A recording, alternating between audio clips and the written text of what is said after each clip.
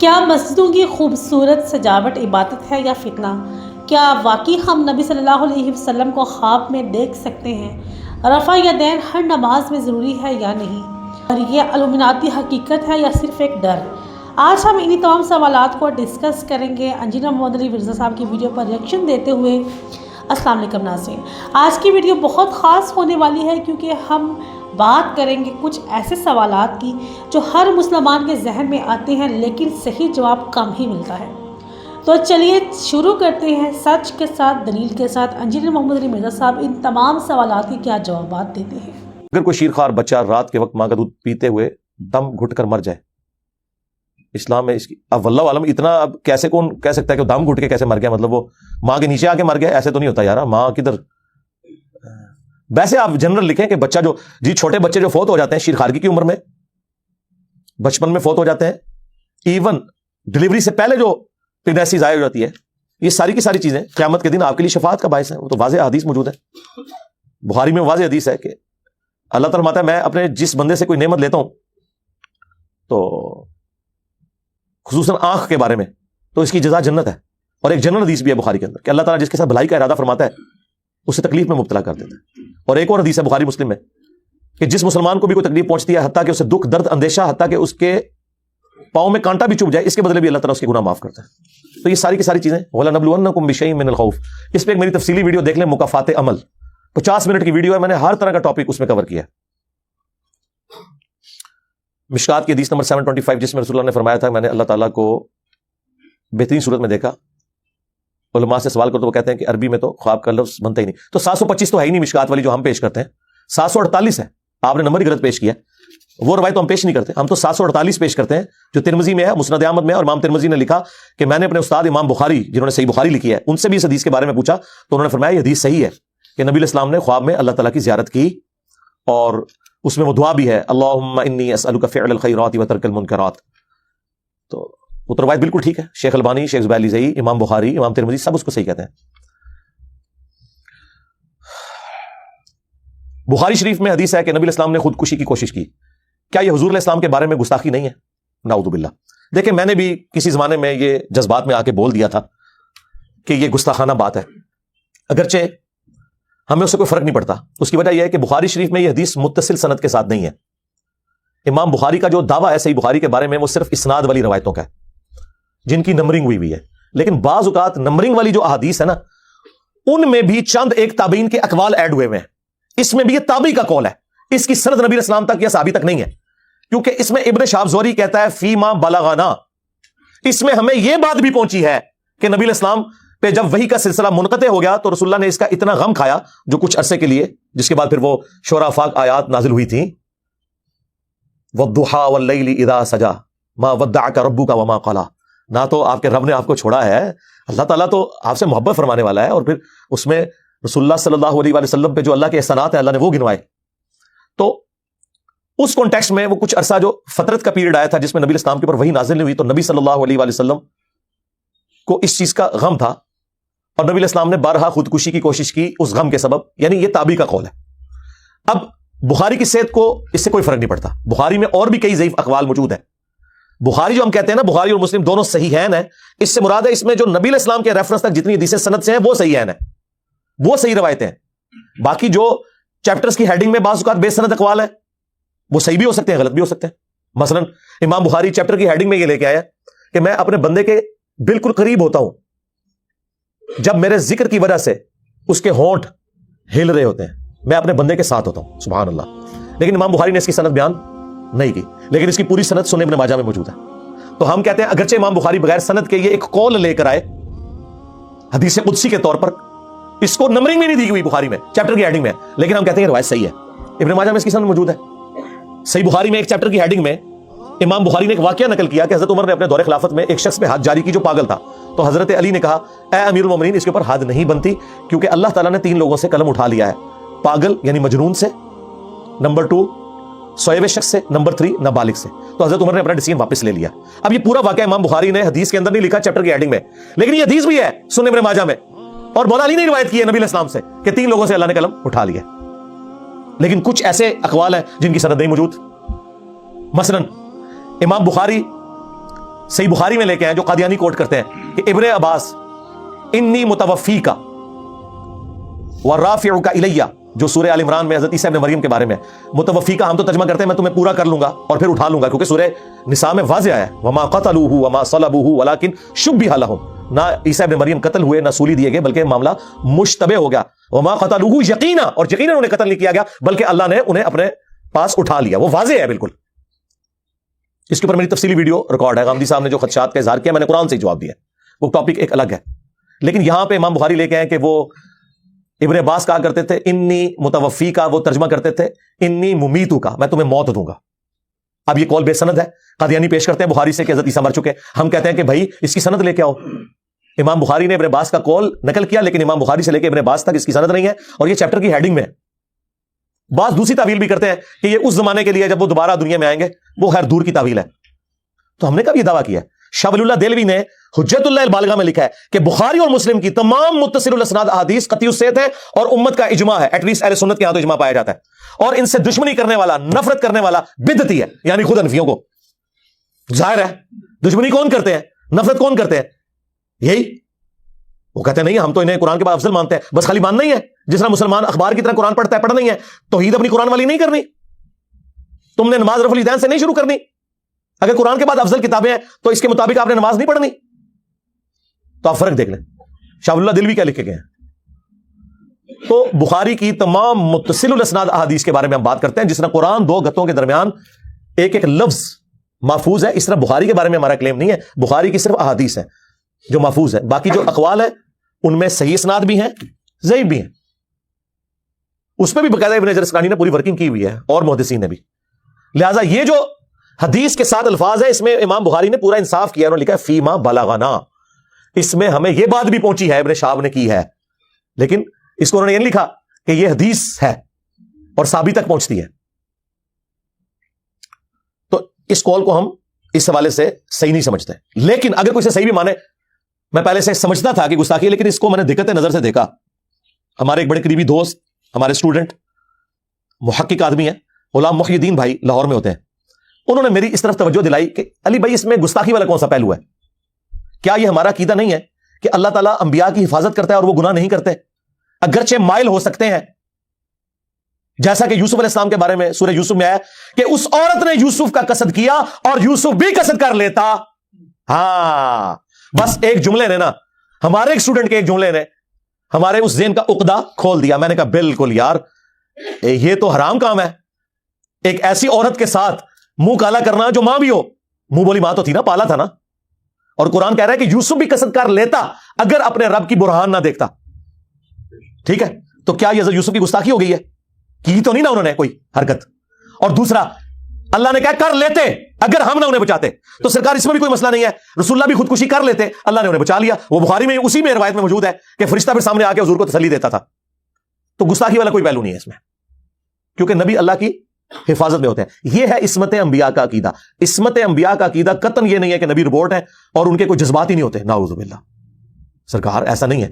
مسلم شریف میں حدیث ہے، ایک عورت حضور کے سامنے سے گزری، آپ کی اچانک نظر پڑ گئی، آپ فوراً گھر کے اندر گئے، اپنی بیوی کے ساتھ ازدواجی تعلق قائم کیا اور باہر آئے، اور آپ نے فرمایا کہ اگر اچانک تمہاری کسی عورت پہ نظر پڑ جائے اور وہ تمہیں بھلی معلوم ہو تو فوراً اپنی بیوی کے پاس جاؤ، اس کے پاس بھی وہی کچھ ہے جو اس عورت کے پاس، یوں اس عورت کا خیال تمہارے دل سے نکل جائے گا۔ آپ کو یہ کہیے یہ کیسے ہو سکتا ہے؟ یہ تو مسلم شریف میں ہے اور اس میں کوئی گستاخی نہیں ہے۔ مسلم شریف میں حدیث ہے، نبی السلام نے فرمایا کہ میرے رب نے مجھے حکم دیا ہے اچانک اٹھ جانے والی نکاح کے بارے میں کہ اگر پڑے تو میں فوراً اٹھا لوں، فوراً اٹھانی ہے۔ وہ جو کہتے ہیں پہلی نکاح معاف ہے، پہلی نکاح یہ نہیں کہ ڈھال کے، ایسے نہیں، اگر اندازہ بھی ہو گیا تو آپ نے نکاح پہلی بھی اٹھانا منع ہو جائے گی، وہ پہلی آپ کی وہ ہوگی جس میں آپ کو پتا چل گیا۔ تو یہ بڑی احتیاط والا معاملہ ہے۔ تو اللہ تعالیٰ نے اس حوالے سے نبی صلی اللہ علیہ وآلہ وسلم کو گائیڈ لائنز دی ہیں، آپ علیہ السلام نے امت تک پہنچائی ہیں۔ عصمت انبیاء کا عقیدہ یہ ہے کہ آج کی ڈیٹ میں نبی معصوم ہے، اگر ان سے کوئی مسئلہ مس ہینڈل ہونے لگا اس زمانے میں، اللہ نے مس ہینڈل ہونے سے پہلے بچا لیا، اور اگر خدا نخواستہ کہیں پہ کوئی ایسی چیز ہو گئی جو اللہ کو پسند نہیں آئی، جسے ہم گناہ نہیں کہتے، اجتہادی خطا کہتے ہیں، جیسا کہ غزوہ بدر کے قیدیوں کو چھوڑ دیا۔ سورۃ الانفال کی آیت نمبر 68 69 پڑھ لیں، اس میں تو خود بریلویوں کے سب سے بڑے عالم پیر کرم شاہ صاحب الازری رحمہ اللہ فوت ہو چکے، 1997 میں ڈیتھ ہوئی ان کی، پاکستان جس سال بنا تھا 1947 میں، اس سال انہوں نے دورہ حدیث اعلیٰ حضرت کے خلیفہ کے پاس کیا تھا، مفتی نعیم الدین مراد آبادی کے پاس، جنہوں نے اعلیٰ حضرت کا جو ترجمہ ہے کنز الایمان اس کے اوپر حاشیہ لکھا ہے خزائن العرفان، ان کے شاگرد ہیں پیر کرم شاہ صاحب الازہری، پیر کرم شاہ صاحب اور مفتی احمد یار خان نعیمی گجراتی جنہوں نے جالک لکھی ہے، دونوں کلاس فیلو ہیں، انہوں نے بھی، پیر کرم شاہ صاحب نے بھی سورۃ الانفال کی اس آیت کے ترجمے میں لکھا کہ یہ جو غزوہ بدر کے قیدی آپ نے چھوڑ دیے، اللہ تعالیٰ آپ لوگوں کو، نبی اسلام ان کے ساتھیوں کو اس پر عذاب دیتا اگر وہ پہلے ایک آیت نازل نہ ہوئی ہوتی اس عمل کی وجہ سے، اور بریکٹ میں انہوں نے لکھا اجتہادی خطا۔ انجینئر صاحب کی ویڈیوز نہیں، ہمارے تو دنیا میں چھوڑے جانے سے پہلے ہی وہ فوت ہو گئے، میں تو ابھی انجینئر یونیورسٹی میں سیکنڈ ایئر میں تھا جب وہ فوت ہوئے ہیں 1997 میں، اور انہوں نے اجتہادی خطا قرآن کے ترجمے میں لکھا، اس میں کوئی گستاخی نہیں ہے۔ نبی کا اگر کوئی اجتہاد اللہ کو ناپسند ہو وہ گناہ نہیں ہوتا، کیونکہ دونوں طرف آپشن موجود ہوتے ہیں، اللہ تعالیٰ اس کی ریمیڈی فرما دیتا ہے۔ نبی اسلام نے منافقین کا جنازہ بھی پڑھا دیا، حالانکہ کتنی سخت آیات پہلے نازل ہو چکی تھی، اسی وجہ سے حضرت عمر روک رہے تھے حضور کو، لیکن حضور نے کہا کہ جب تک اللہ تعالیٰ واضح نہیں روکے گا نا تو میں بینیفٹ آف ڈاؤٹ دوں گا، یہ حضور کی شفقت تھی نا۔ لیکن جب آپ نے جنازہ پڑھایا اس دوران بھی کوئی وحی نازل نہیں ہوئی، حضور کی اس شفقت کی وجہ سے، آپ کے حسن اخلاق کی وجہ سے مخالفین متاثر بھی ہوئے، لیکن بعد میں پھر آیات نازل ہوئی کہ نبی آپ 70 دفعہ بھی ان کے لیے استغفار کریں، اللہ ان کی توبہ قبول نہیں کرے گا، اور آندہ نہ تو آپ نے ان کا جنازہ پڑھنا ہے، نہ ان میں سے کسی کی قبر کے اوپر کھڑا ہونا ہے۔ حالانکہ عبداللہ بن ابی جس کے بارے میں یہ آیات ہیں بخاری مسلم میں ہے، حضور نے اپنا کرتا مبارک دیا، اپنا لعاب دہن ٹپکایا، کرتے کا کفن بنایا گیا، اپنے مبارک ہاتھوں سے دفنایا، پھر بھی حضور کی نسبت اس سے کام نہیں آئی کیونکہ اس کے کرتوت صحیح نہیں تھے۔ جی، تو اس طرح کے جو معاملات ہیں اسے کہا جاتا ہے عصمت انبیاء، اس حوالے سے کہ انبیاء کی اللہ تعالیٰ ریمیڈی فرما دیتا ہے، انبیاء کے علاوہ کسی کے لیے گارنٹی نہیں کہ وہ غلطی کرے اور اس کی ریمیڈی ہو جائے، ہو سکتی ہے نہیں بھی ہو سکتی۔ مسلم شریف میں جو حدیث ہے ام ایمن سلام اللہ علیہا، ان کے پاس حضور اکثر جایا کرتے تھے، بڑھیا خاتون، اور آپ کو پتا ہے کہ ان کا تو اسلام میں جہاد کے اندر بھی کتنا کلیدی کردار ہے۔ تو حضور کی وفات کے بعد حضرت ابو بکر اور عمر، مسلم شریف کے الفاظ ہیں رضی اللہ تعالی عنہما، انہوں نے ارادہ کیا کہ حضور بھی جاتے تھے، چلو ہم اس سنت پہ عمل کریں، ہم بھی جا کے اماں کے پاس بیٹھتے ہیں۔ جب گئے تو وہ رو رہی تھی حضور کے غم میں، ہائے ہائے ہائے، حضرت عمر نے تسلی دی انہیں کہ ام ایمن آپ نہ روئیں، رسول اللہ کے لیے اعلیٰ درجے کی جنت ہے، وہ تو بہتر مقام میں چلے گئے، ظاہر اس سے بڑی اور کیا بات ہوگی کہ امت کے غم نہیں حضور کو اب اور دیکھنے پڑ رہے، ورنہ تو حضور تو ہر غم کے اوپر حریص علیکم بالمؤمنین رؤوف رحیم۔ تو لیکن سرکار وہ ام ایمن تھی، اس نے ایسا جملہ بولا کہ حضرت ابو بکر عمر بھی حیران رہ گئے۔ انہوں نے کہا عمر میں اس بات پہ تو نہیں رو رہی، مجھے یقیناً یہ پتا ہے کہ نبی اسلام بہتر حالت میں ہے، میں اس بات میں رو رہی ہوں کہ آسمان اور زمین کا رشتہ وہی کی وجہ سے جو چل رہا تھا وہ منقطع ہو گیا، اب جو کچھ ہم کریں گے وہ ہم کریں گے، ہمیں اللہ تعالیٰ نہیں بتائے گا تم نے یہ غلط کام کیا۔ جب یہ جملہ بولا تو حضرت ابو بکر عمر جو تسلیاں دے رہے تھے وہ خود رونا شروع ہو گئے ان کا جملہ سن کے کہ واہ کیا عقل ہے عورت کی، ساری عورتیں ناقص العقل تو نہیں ہے، ایسی عورت بھی ہے ام ایمن کہ جس نے ابو بکر عمر کو بھی رلا دیا۔ ہاں، ان کو یہ پتا تھا کہ نبی اسلام دنیا سے چلے گئے، اب جو کچھ غلط صحیح ہے وہ ہم نے ڈیسائیڈ کرنا ہے، غلط بھی ہو سکتا ہے صحیح بھی، اللہ تعالیٰ وہی کے ذریعے نہیں بتائے گا، وہی کا سلسلہ منقطع ہو گیا۔ اور آپ حیران ہوں گے یہ سیم جملے نہج البلاغہ میں شیعہ کے ہاں مولا علی کا خطبہ ہے رسول اللہ کی میت کے اوپر، یا رسول اللہ صلی اللہ علیہ وآلہ وسلم آپ کی موت اگلے انبیاء کسی نہیں ہے، آپ کی موت کی وجہ سے آسمان کا رشتہ زمین سے منقطع ہو گیا، اور اگر آپ نے ہمیں منع نہ کیا ہوتا تو ہم رو رو کر اپنی جان دے دیتے آپ کی میت کے اوپر۔ مولا علی نے 2 غلط عقیدے ایک خطبے میں فارغ کر دیے۔ نمبر 1 یہ کہ اب آسمان کا زمین سے کوئی رشتہ نہیں ہے، اگر مولا علی یہ کہہ رہے ہیں کہ اب اللہ کچھ نہیں بتائے گا تو باقی امام شاہی کوئی نہیں، مولا علی کو کوئی نہیں دسے گا تو اور کس کو دسنے نے، جن کے بارے میں بخاری مسلم میں حدیث ہے کہ علی کی میرے ساتھ وہی نسبت جو ہارون کی موسیٰ کے ساتھ، مگر میرے بعد کوئی نبی نہیں، یعنی اگر کوئی نبی ہوتا تو علی ہوتا، اور یعنی کہ اب امتی نبی بھی کوئی نہیں، ورنہ اگر امتی نبی ہوتا تو علی ہوتا، کیونکہ ہارون اور موسیٰ کی نسبت تو 2 نبیوں والی تھی۔ ختم نبوت کی وجہ سے اگر مولا علی نبی نہیں ہے تو غلام قادیانی دجال شاہی کوئی نہیں، وہ کہاں سے نبوت کا دعویٰ کر سکتا ہے؟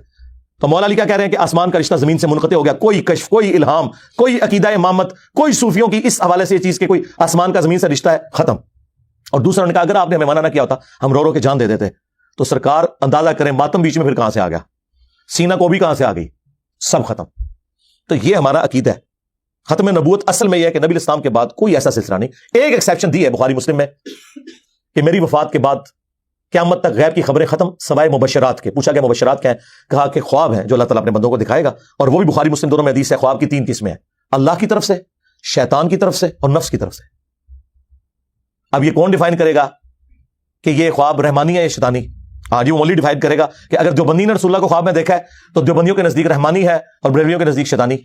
ہاں، پھر ان کو حدیث بھول جائے گی بخاری مسلم کی کہ جس نے مجھے خواب میں دیکھا اس نے مجھے کو دیکھا، میری شکل میں شیطان نہیں آ سکتا، اور ان قریب مجھے بیداری میں بھی دیکھے گا. مراد یہ ہے کہ قیامت کے دن مجھے دیکھ لے گا انشاءاللہ تعالی.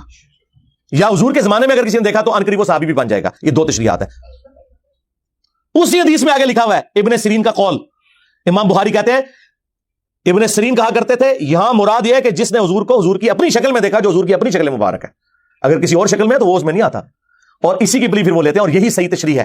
جب آپ بریلویوں سے کہیں نا، وہ کہتے ہیں نہیں انہوں نے حضور کو نہیں دیکھا، وہ شیطان کسی اور شکل میں آ کے ورگلا گیا ہے. تو انہیں کہ سرکار آپ کے خوابوں کے بارے میں بھی یہی کہتے ہیں. وہ تو خواب کوئی دھونس نہیں ہے جب تک کہ اسٹیبلش نہ ہو جائے کسی نے مستقبل میں دیکھا یہ ہونا ہے اور وہ ہو گیا، ہونے کے بعد پتا چلے گا، پہلے کوئی نہیں بتا سکتا. تو سرکار یہ جو قرآن و سنت کی تعلیمات ہیں ان کو ٹوٹیلٹی میں دیکھنا چاہیے کہ کیا معاملات چل رہے ہیں. لہٰذا میں آج اعلانیہ اس حوالے سے رجوع کرتا ہوں، اس خودکشی والی روایت کے حوالے سے بھی کلیریفیکیشن کے ساتھ. اگر اس کو کوئی صحیح بھی مانے، بہرحال یہ گستاخانہ نہیں ہے، سیدھی سی بات ہے. اس وجہ سے کہ انبیاء کرام کی عصمت صرف اتنی ہے کہ ان کو اللہ تبارک و تعالی گناہوں سے محفوظ رکھتا ہے، اور اگر کوئی اجتہادی غلطی ہو جو گناہ نہیں ہوتے اس کے اوپر مطلع کر کے وہ اپنی اصلاح کر لیتے ہیں.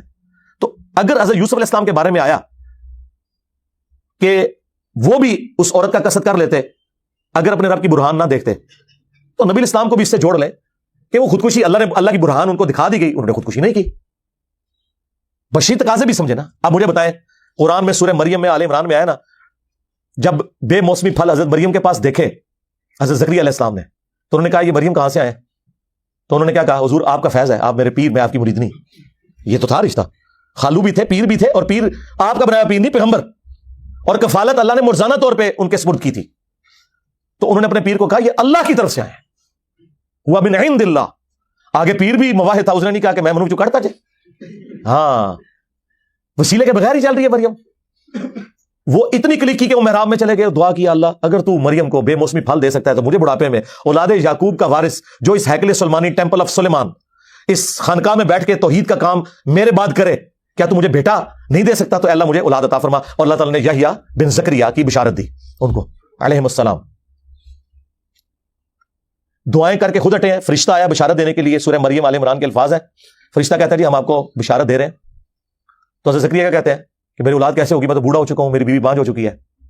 یہ بات بخاری میں لکھی ہوتی، سارے منکرین حدیث کہتے ہیں دیکھو جی نبیوں دی گستاخی، یہ نبی کہہ سکتا ہے؟ وہ تو خود دعا کر رہا ہے کہ مجھے اولاد دے. اس کو اللہ پہ یقین نہیں ہے کہ اللہ اولاد دے سکتا ہے، بانجھ کو بھی. لیکن یہ قرآن میں آئی ہوئی ہے. اس کی صرف ایک تعویل ہے کہ انسان تھے، اور انسان کے ساتھ بشری کمزوریاں جڑی ہوتی ہیں.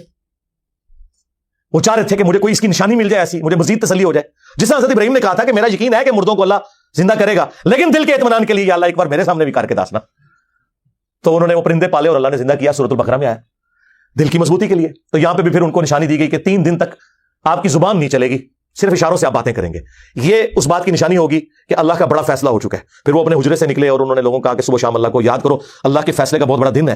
کہ دیکھیں اولاد یعقوب کا وارث، ابراہیم کی اولاد میں توحید کا وارث مجھے بیٹا ملنے والا ہے، یحییٰ ابن زکریا علیہ السلام. تو وہاں ہم کیا کہیں گے؟ حضرت زکریا علیہ السلام جو ہے وہ اس طرح کیسے کر سکتے تھے؟ بشری تقاضا. جس طرح کہ یوسف علیہ السلام کے بارے میں بھی ذکر آیا بخاری میں بھی، اگر اس روایت کو کوئی صحیح بھی مانے کوئی گستاخانہ نہیں ہے. حضرت مریم سلام اللہ علیہا، ان کو فرشتہ انسانی شکل میں آ کے کہہ رہا ہے کہ آپ اور آپ کے ہونے والے بیٹے عیسیٰ ابن مریم کو سارے جان والوں کے لیے نشانیاں بنا رہا ہوں. یہی کہا نا جبرائیل جسے انسانی شکل میں آ کے فزیکلی ملے، خواب میں نہیں. اس کے بعد اس کو کوئی شک ہونا چاہیے؟ اس کے بعد تو اسے پوری زندگی خوشی کی گزارنی چاہیے کہ یہ اللہ کا فیصلہ ہے کہ مجھے ایسا بچہ ملنے والا ہے، بغیر باپ کے پیدا ہوگا. وہ اللہ کی نشانی ہے، اللہ کی روح ہے. یہاں روح سے مراد اللہ کی مخلوق روح، وہ ہمارے اندر بھی ہے، لیکن وہ خاص روح اس لیے کہ ان کا باپ کوئی نہیں تھا. جس طرح کہ حضرت آدم علیہ السلام کے لیے بھی آیا وَنَفَخْتُ فِيهِ مِن رُوحِي. آدم علیہ السلام تو اس سے بھی اوپر کا معاملہ ہے نا، ان کی تو ماں بھی کوئی نہیں. اس لیے اللہ نے سورہ المائدہ میں کہا ہے کہ عیسیٰ کی مثال اللہ کے ہاں تو آدم کی سی ہے. یعنی آدم کو تو تم بھی بندہ مان رہے ہو، تو عیسیٰ خدا کا بیٹا کہاں سے ہوا؟ اگر عیسیٰ خدا کا بیٹا ہے تو آدم تو بڑا بیٹا ہوا، اس کی تو ماں بھی کوئی نہیں. عیسیٰ تو پھر بھی ماں کے ذریعے پیدا ہوئے ہیں. اتنی بشارتیں دیکھ کے بھی سورہ مریم میں کیا آیا کہ جب وہ پریگننٹ ہوئی، پھر اولاد ہوئی، تو وہ درخت کے نیچے بیٹھ کے کیا کہہ رہی تھی؟ کاش اس سے پہلے میں مر کے مٹی ہو جاتی، کہ مجھے یہ دن دیکھنا پڑتا کہ بغیر شادی کے میں اب یہ بچہ اٹھا کے جاؤں گی تو میری قوم کیا کہے گی. تو ہم ادھر ہوتے تو بڑے احترام سے عرض کرتے کہ سیدہ آپ کو تو اس پریگنینسی سے پہلے حضرت جبرائیل آ کے بتا چکے ہیں یہ اللہ کی نشانی ہے، تو ہوں کس گاتے تجھے پریشانی ہے؟ لاجیکل بات ہے کہ نہیں؟ اب یہ بات لکھی ہوتی نا بخاری میں، یہ سارے منکرین حدیث جو ہے نا کتوں کی طرح ٹوٹ پڑتے، دیکھو بخاری نے حضرت مریم کی توہین کر دی، جس کو جبرائیل آ کے بتا رہا ہو کہ تیرے ہاں بیٹا ہوگا، وہ یہ کیسے شک میں مبتلا ہو سکتی ہے؟ تو سرکار یہ تو سورہ مریم میں لکھا ہے، اس کا جواب ہم دیں گے کہ بشری تقاضا۔ ہاں، جس طرح مصنف ابن ابی شیبہ میں آیا ہے کہ حضرت حسن ابن علی کہتے ہیں کہ جنگ جمل کے بعد جب مولا علی کو اپنے مخالفین کی لاشیں بھی اٹھانی پڑیں، اور مولا علی مخالفین کی لاشوں کے اوپر بھی گریا کر رہے تھے، اپنی لاشوں میں تو کر رہے تھے، ان پہ بھی، کیونکہ وہ بھی تو مسلمان تھے، تو کہا کہ اے حسن کاش میں آج سے 20 سال پہلے مر گیا ہوتا، مجھے یہ دن نہ دیکھنا پڑتا۔ تو ناس بھی کہتے ہیں کہ حضرت علی اپنی جنگ پہ پچھتا رہے تھے، حضرت علی اپنی جنگ پہ نہیں پچھتا رہے تھے، وہ کہہ رہے تھے کاش میری زندگی میں ایسا لمحہ نہ آتا کہ مجھے اس تکلیف سے گزرنا پڑتا کہ مجھے ریٹ آف دی گورنمنٹ کو قائم کرنے کے لیے حکومت کے باغیوں کے خلاف قتال کرنا پڑتا جو کہ مسلمان تھے، کاش ایسا دن نہ آتا۔ جس طرح کہ سیدہ مریم نے کہا کاش ایسا دن نہ آتا، میں مر کے مٹی ہو گئی ہوتی۔ یہ بشری تقاضے ہوتے ہیں، انسان اپنے غم کے اظہار کے لیے کہتا ہے۔ لہٰذا نبی صلی اللہ علیہ وآلہ وسلم کے حوالے سے جو اس طرح کی روایتیں ملیں جن میں تعویل کی گنجائش ہو تو آپ اس پہ یہ بات کر سکتے ہیں۔ میں نے چونکہ یہ ایک بات اس حوالے سے اس وقت کی تھی، اس روایت کو کمزور سمجھتے ہوئے، اور روایت تو کمزور ہے لیکن اگر کوئی اسے صحیح بھی مانتا ہے بغیر سند کے بھی، تب بھی اس میں گستاخی والا کوئی پہلو اس حوالے سے نہیں نکلے گا، یہ فٹ ان قرآن میں بیٹھتی ہے۔ باقی میری جو یوٹیوب پہ ایک ویڈیو ہے انبیاء گناہ نہیں کرتے، اس میں نے عصمت انبیاء کا عقیدہ بیان کیا ہے کہ نبیوں کی معصومیت کا عقیدہ وہ نہیں ہے جو بریلوی دیوبندی اہل حدیث شیعہ اپنی پبلک کو بتاتے ہیں کہ نعوذ باللہ ان میں کوئی کمپیٹنسی نہیں ہوتی گناہ کرنے کی۔ نہیں، اگر ان میں کمپیٹنسی نہ ہو تو ان کی فضیلت ختم ہو جائے۔ مجھے بتائیں فضیلت اس بات میں ہے کہ انسان میں گناہ کرنے کا جذبہ بھی ہو، طاقت بھی ہو، پھر بھی وہ اللہ کے خوف سے نہ کرے، یہ فضیلت ہے؟ یا انسان کے اندر وہ کمپیٹنسی نہ ہو اور پھر وہ گناہ نہ کرے، وہ فضیلت ہے؟ اور پھر انبیاء امت کے لیے رول ماڈل کب بنیں گے؟ جب وہ بھی اسی تکلیف سے گزریں۔ تو سرکار پھر ہمارے نبی گزرے ہیں کہ نہیں؟ ایک دن میں 2 بیٹیوں کو طلاق ہوئی، 3 جوان بیٹیاں شادی شدہ بچوں والی اپنے مبارک ہاتھوں سے دفن کی ہیں نبی علیہ السلام نے۔ کون کہے گا کہ میں اس تکلیف سے گزرا ہوں؟ اور جو ان کی اولادیں ہیں ان کے بارے میں بتا دیا گیا ہے کہ حسن کو زہر دے دیا جائے گا، حسین کو فرات کے کنارے شہید کر دیا جائے گا۔ ایک ایک چیز بتائی جا رہی ہے۔ کتنی تکلیف کی زندگی ہے کہ آپ کو مستقبل کے واقعات بھی بتا دیے گئے۔ تو نبی علیہ السلام رول ماڈل ہے نا۔ بخاری مسلم میں اگر احد کے موقع پر آپ کو زخم لگے، دانت شہید ہوئے تو خون نکلا ہے، بلکہ اتنا بلڈ پریشر لاس ہوا کہ آپ بے ہوش ہو گئے اور آپ کی شہادت کی خبر مشہور ہوگی، اس لیے پھر وہ آیات نازل ہوئی تھی، وما محمد الا رسول قد خلت من قبلہ الرسل افان مات او قتل انقلبتم علی اعقابکم۔ محمد تو نہیں مگر ایک رسول، ان سے پہلے بھی رسول گزرے ہیں، اگر یہ مر جائیں یا قتل ہو جائیں تو کیا تم دین سے الٹے قدم پھر جاؤ گے؟ اور پاکستان میں ترجمہ، اگر یہ وصال شریف فرما جائے یا شہید شریف ہو جائے تو تم دنیا میں دین سے الٹے قدم پھر جاؤ گے؟ اللہ تعالیٰ ثابت قدم رہنے والوں کو جزا دے گا۔ یہ آیات اس موقع پہ نازل ہوئی تھی، تو نبی اسلام کا خون کا فوارہ نہیں چھوٹا۔ بخاری مسلم میں آیا، سالم بن سعد السعدی کہتے ہیں اللہ کی قسم میں جانتا ہوں کہ جب حضور کو زخم لگا تھا کون حضور کا زخم صاف کر رہا تھا؟ مولا علی ایک ڈھال کو الٹا کر کے اس میں پانی لے کے آئے اور سیدہ فاطمہ حضور کا زخم دھوتی تھی، اور جب خون نہیں رک رہا تھا تو انہوں نے کاٹن کا ایک کپڑا جلا کے اس کی راکھ زخم پہ رکھی حضور کے یہاں پہ، یہ نیچے کے دانت جو 4 شہید ہوئے تھے تو وہ خون رکا۔ تو نبی اسلام کے کیا خون نہیں نکلا؟ بخاری میں آتا ہے جب ابراہیم بن محمد علیہ السلام حضور کے بچے 2 سال کی عمر میں شیر خارگی میں فوت ہوئے، اور حضور فرما رہے ہیں آنکھوں سے آنسو رواں ہیں، اور کہا دل غم میں ہے، آنکھیں آنسو بہا رہی ہیں، لیکن ہم اللہ کی رضا پہ راضی ہیں۔ اور حضور نے کہا کہ اللہ نے جنت میں ایک دودھ پلانے والی میرے بچے کے لیے مقرر کر دیا ابراہیم کے لیے۔ بقیہ غرقد میں آج بھی ان کی قبر موجود ہے، حضرت ابراہیم کی علیہ السلام۔ انہی کے بارے میں بخاری میں عبداللہ ابن ابی اوفا کہتے ہیں نا کہ میں نے حضور کے بیٹے ابراہیم کی زیارت کی ہے، اگر وہ زندہ رہتا تو پیغمبر ہوتا۔ قادیانی پیش کرتے ہیں اور بغلے بجاتے ہیں، آگے بڑھو۔ آگے لکھا ہے کہ وہ زندہ اسی لیے نہیں رہا کہ ختم نبوت ہو چکی تھی، حضور کا کوئی بچہ جوانی کو پہنچ ہی نہیں سکتا تھا۔ اس کی وجہ یہ ہے کہ نبی علیہ السلام کو اللہ نے خاتم النبیین بنایا ہے، ورنہ اگر ابراہیم کا بیٹا پیغمبر تھا تو ہمارے نبی کا بیٹا ابراہیم پیغمبر نہ ہوتا؟ یہ پروٹوکول کیا ہمارے نبی کو نہ ملتا؟ یقیناً ملتا۔ ختم نبوت اتنا بڑا ٹائٹل ہے کہ اللہ نے اس ٹائٹل کی وجہ سے حضور کا کوئی بیٹا جوانی تک بھی نہیں پہنچنے دیا۔ اسی وجہ سے قرآن میں یہ آیات ہے ما کان محمد ابا احد من رجالکم ولکن رسول اللہ وخاتم النبیین۔ محمد تم مردوں میں کسی کے باپ نہیں، ان کا تو اپنا بیٹا نہیں مرد بنا۔ تو زید بن حارثہ کو کہاں سے تم نے سمجھ لیا کہ وہ اللہ کے نبی کے بیٹے ہیں؟ بلکہ وہ تو خاتم النبیین ہے۔ ہاں، تو خاتم النبیین کا ٹائٹل اتنا بڑا ہے کہ اس کی وجہ سے اللہ تعالیٰ نے نبی علیہ السلام کے بیٹے کو بھی جوانی کی عمر میں نہیں پہنچنے دیا۔ تو یہ ساری چیزیں ایک دوسرے کے ساتھ جڑی ہوئی ہیں۔ چلیں بائی چانس آپ کی پرچی آئی ہے، وہ مجھے غلام محی الدین بھائی کتنے عرصے سے کہہ رہے تھے علی بھائی رجوع ریکارڈ کراؤ، میں کہ تسی کرا دیو، میرا نام لے دو۔ انہوں نے کئی مہینے پہلے اس کی ایک ویڈیو بنا دی ہے جس میں انہوں نے کہا کہ میری علی بھائی سے بات ہوئی ہے، انہوں نے میرے موقف کے ساتھ ایگری کیا ہے۔ تو میں نے کہا کبھی کوئی کیفیت طاری ہوئی تو کر دوں گا، آج آپ کی پرچی آئی تو کیفیت طاری ہو گئی۔ صلو علی محمد و آل محمد۔ اللہم صلی علی محمد وعلی آل محمد واصحاب محمد وازواج محمد اجمعین الی یوم الدین آمین۔ فیوچر ٹریڈنگ کے حوالے سے بتا دیں یار، یہ زیادہ تر تو فراڈ چل رہا ہے اس میں، باقی حلال و حرام کاروبار والا آپ دیکھ لیں۔ میں نے رفع دین سے نماز پڑھی، آپ کی ویڈیو دیکھ کر مجھے ایک بزرگ نے کہا تم اپنے ماں باپ کو بدل دیا، میں خود پڑھا لکھا نہیں ہوں، گھر کی مصروف کی وجہ سے پڑھ بھی نہیں سکتا، کیا رفع دین ضروری ہے؟ رفع دین پہ تو بہت زیادہ بات ہو چکی ہے، 70B مسئلہ بھی دیکھ لیں۔ الومناٹی اور فری میسنز کیا در حقیقت موجود ہیں؟ جی موجود ہے جی، سلطنت عثمانیہ ختم کی ہے، ڈاکٹر اسرار صاحب کی ویڈیوز آپ دیکھیں۔ باقی اس وقت تو اصل الومناٹیز اور فری میسنز جو ہیں یہ ہمارے علماء ہیں، جو کہنے قرآن ڈائریکٹ پڑھو گے تو گمراہ ہو جاؤ گے، ان سے ڈریں، ان کی خیر ہے، آپ مضبوط ہیں، وہ تو شاہی کوئی نہیں، اصل میں غدار یہ ہیں۔ نبی کا خواب سچا ہوتا ہے تو آپ علیہ السلام نے اللہ کو خواب میں دیکھا تو ان کا خواب معراج کی رات سچا ہوا جو انہوں نے اللہ کو دیکھ لیا۔ ہاں بالکل اچھی تعویل آپ نے بیان کی ہے، گڈ۔ اگر یہ ایسے ہوا ہوتا تو نبی کا خواب سچا ہونے کا مطلب یہ ہے کہ شیطان کو دخل نہیں ہے، یہ آپ نے تشریح کیسے کر دی کہ وہ پریکٹیکلی ہوگا، ورنہ پھکی لے لیں کہ ابراہیم علیہ السلام نے خواب میں کیا دیکھا تھا کہ میں نے اپنے بیٹے کو ذبح کر دیا، تو کیا کوشش کی، اللہ نے نہیں ہونے دیا، پریکٹیکلی ویسا ایگزیکٹلی تو نہیں ہوا۔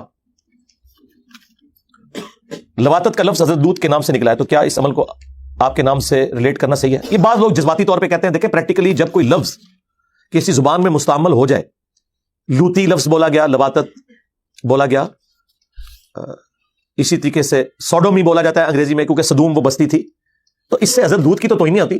لوتی کا مطلب ہے کہ لوط علیہ السلام کی قوم کا بندہ، ان کی 2 بیٹیاں تو نہیں مراد لی جاتی جو ایمان لائیں، باقی تو مرد تو کوئی بھی نہیں نکلا تھا ان کے جس نے ایمان قبول کیا ہو، تو یہ اس میں کوئی گستاخی والا پہلو نہیں، یہ خام کا جذباتی جملے ہیں، آپ نہیں کرنا چاہتے آپ کریں، آپ قوم لوط کر لیا کریں، قوم لوط کا عمل۔ جب ہم نبی علیہ السلام کو خواب میں دیکھتے ہیں تو ہمیں کیسے پتہ چلے کہ نفس کی طرف سے شیطان؟ جی بالکل آپ کا سوال صحیح ہے، اسی لیے میں نے 40 منٹ کی ایک ویڈیو ریکارڈ کرائی ہے اور میں نے خواب بتایا ہے کہ اہل حدیث کا موقف یہ غلط ہے کہ صرف صحابہ حضور کو دیکھ سکتے ہیں، اور بریلوی دیوبندیوں کا بھی یہ موقف غلط ہے کہ جو بھی نظر آ جائے وہ نبی الاسلام ہوتے ہیں۔ حقیقت میں نے بتائی، میں نے مسلم شریف سے تبع تابعین کا خواب کا ذکر کیا جنہوں نے نبی الاسلام کی زیارت کی، ابو داؤد سے میں نے تبع تابعین کا ذکر کیا، آج بھی ممکن ہے، اس کے لیے کیا نشانیاں ہیں وہ پوری ویڈیو ہے، رپلائی ٹو مولانا الیاس قادری اور خواب میں دیدار مصطفیٰ صلی اللہ علیہ وآلہ وسلم۔ جب تم اپنی مسجد کو دلہن بناؤ اور قرآن کو سجا دو تو ہلاکت ہے، شرعی لحاظ سے مسجد کو کہاں تک سجاوٹ کی اجازت ہے؟ یہ اچھا در مختار حوالہ لکھا، حدیث دی کتاب جو در مختار ایک فقہ کی کتاب ہے۔ اس طرح کی روایتیں جو ہے نا زیادہ تر ضعیف ہیں، کچھ صحیح بھی ہیں، جس طرح قرب قیامت کی نشانی ہے کہ لوگ باہم مسجد بنانے میں فخر کریں گے، جس طرح گاؤں میں ہوتا ہے کہ یہ مغلوں کی مسجد ہے، یہ جاٹوں کی ہے، یہ راجوں کی ہے، اس طرح مسجد مسجد میں سجاوٹ اتنی بس کرنی چاہیے جتنی ضرورت ہے، اتنی ہو کم از کم کہ لوگ گھین نہ کھائیں، سادگی رکھیں، اتنے یہ پھول بوٹے نہ آپ کرتے ہیں جس طرح آپ کے درباروں والے وہ جو 50 رنگ ہوتے ہیں نا، وہ جو یہ گدڑیاں پہنی ہوتی ہیں فقیروں نے، اس رنگ کی بھی میں نے مسجدوں کی دیواریں ہوئی بھی دیکھی ہیں، وہ دماغ ہی الجھ جاتا ہے۔ وہ تو بخاری مسلم میں آیا، حضور کے سامنے ایک پردہ تھا، حضور کی نظر پڑ گئی تو آپ نے سیدہ عائشہ سے کہا کہ اس پردے کو بدلو، اس نے نماز میں ہماری توجہ جو ہے وہ بٹا دی تھی۔ تو اس میں تو آپ سادگی کی طرف جائیں، لیکن سادگی کا مطلب گندگی نہیں ہے۔